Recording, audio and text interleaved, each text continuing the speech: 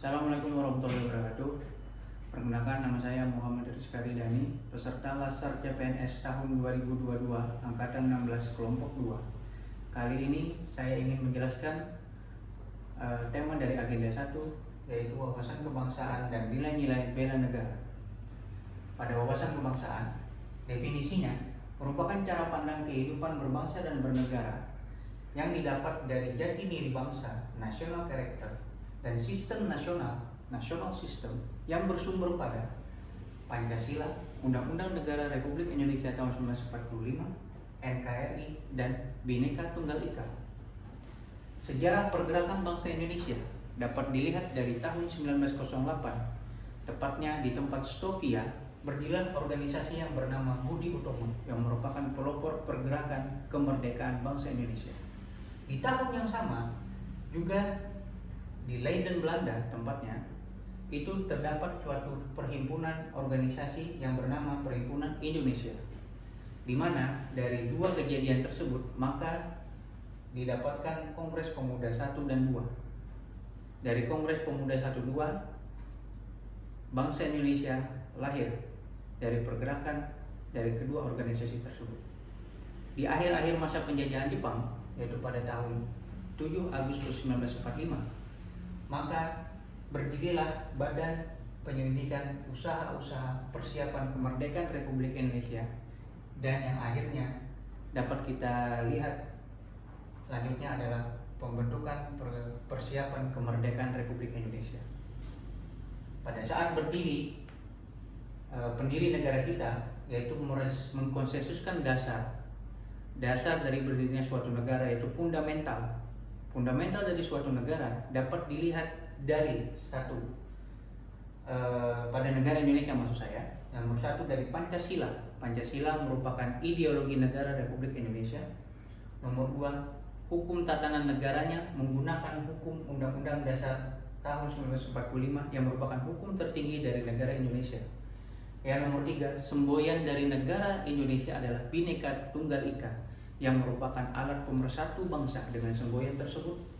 Yang nomor 4, bentuk negara kita adalah negara kesatuan yang bernama Indonesia. Dari konsensus tersebut dapat dilihat suatu identitas atau eksistensi bangsa Indonesia, di mana eksistensi tersebut dapat dilihat dari satu bendera yang digunakan, yaitu dengan nama Sang Saka Merah Putih. Yang nomor 2, bahasa yang digunakan merupakan bahasa Indonesia. Yang ketiga, lambang negara dari Republik Indonesia adalah Garuda Pancasila. Yang nomor 4, lagu kebangsaan Indonesia adalah Indonesia Raya. Pada orientasi pemerintahan negara tersebut dari sudut pandang manajemen, fungsi negara yaitu hadir, melayani, dan memberdayakan masyarakat. Dari fungsi negara tersebut maka lahirlah suatu lembaga negara yang terdiri dari 1. Eksekutif, 2. Konstitutif, 3. Legislatif, 4. Yudikatif, 5. Auditif. Pada tahap eksekutif itu biasa dipimpin oleh presiden. Yang nomor 2, eksekutif dari Majelis Permusyawaratan Rakyat, dan badan legislatif terdiri dari Dewan Perwakilan Rakyat dan DPP. Sedang badan yudikatif itu terdiri dari Mahkamah Agung dan Mahkamah Konstitusi. Sedang auditif itu adalah Badan Pemeriksaan Keuangan Negara. Tujuan daripada lembaga negara tersebut untuk menjalankan tujuan nasional atau tujuan negara, di mana itu tertera dalam Undang-Undang Dasar 1945, yaitu melindungi segenap bangsa dan tumpah darah negara, memajukan kesejahteraan umum, mencerdaskan kehidupan bangsa, dan ikut melaksanakan ketertiban dunia. Sehingga tujuan nasional daripada tugas nasional tersebut adalah menjadi negara yang merdeka, berdaulat, adil, dan makmur.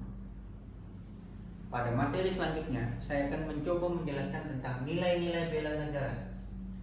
Definisi dari nilai bela negara adalah tekad, sikap, perilaku, dan tindakan dalam upaya menjaga 1.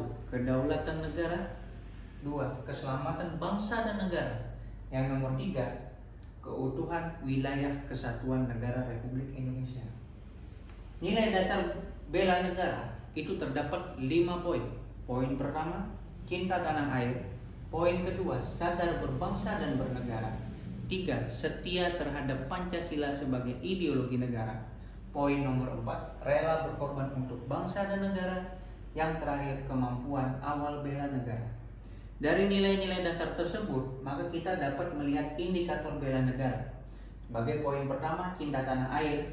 Indikator yang pertama adalah mampu menjaga tumpah darah Indonesia, jiwa patriotisme, menjaga nama baik bangsa dan negara di segala kondisi apapun.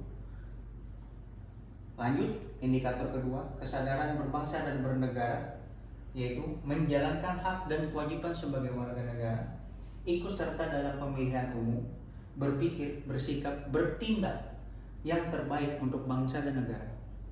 Pada indikator setia pada Pancasila sebagai ideologi negara, yaitu mampu memahami nilai-nilai Pancasila, mengamalkan nilai-nilai Pancasila tersebut dalam kehidupan sehari-hari, dan menjadikan Pancasila sebagai alat pemersatu bangsa. Indikator nomor 4, rela berkorban untuk bangsa dan negara, mampu mengorbankan waktu, tenaga, dan pikiran untuk bangsa dan negara dalam hal apapun, dalam kondisi apapun. Yang selanjutnya, siap membela negara dalam ancaman apapun. Kemudian berpartisipasi aktif dalam pembangunan bangsa dan negara.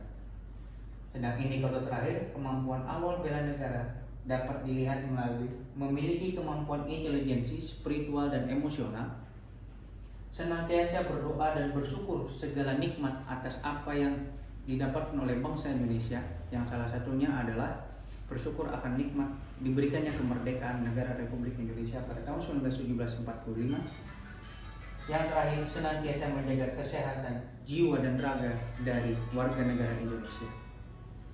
Implementasi dari nilai-nilai bela negara melahirkan nilai dasar-dasar aparatur sipil negara, di mana nilai dasar tersebut yaitu yang pertama, mengabdi dengan tulus pada negara, melaksanakan tugas secara profesional, memegang teguh ideologi Pancasila sebagai ideologi negara, ikut pelaksanaan pelayanan publik yang secara jujur, tanggap, cepat, dan santun. Yang terakhir, mendorong kesetaraan dalam pekerjaan, di mana nilai-nilai dasar ASN tersebut dapat dilihat fungsi dari aparatur sipil negara tersebut, di mana fungsi tersebut yaitu sebagai 1, pelaksana kebijakan publik, nomor 2, pelayanan publik, nomor 3, perekat dan pemersatu bangsa. Sekian, terima kasih penjelasan dari saya. Salah dan hilaf mohon dimaafkan. Wabillahi taufiq wal hidayah. Wassalamualaikum warahmatullahi wabarakatuh.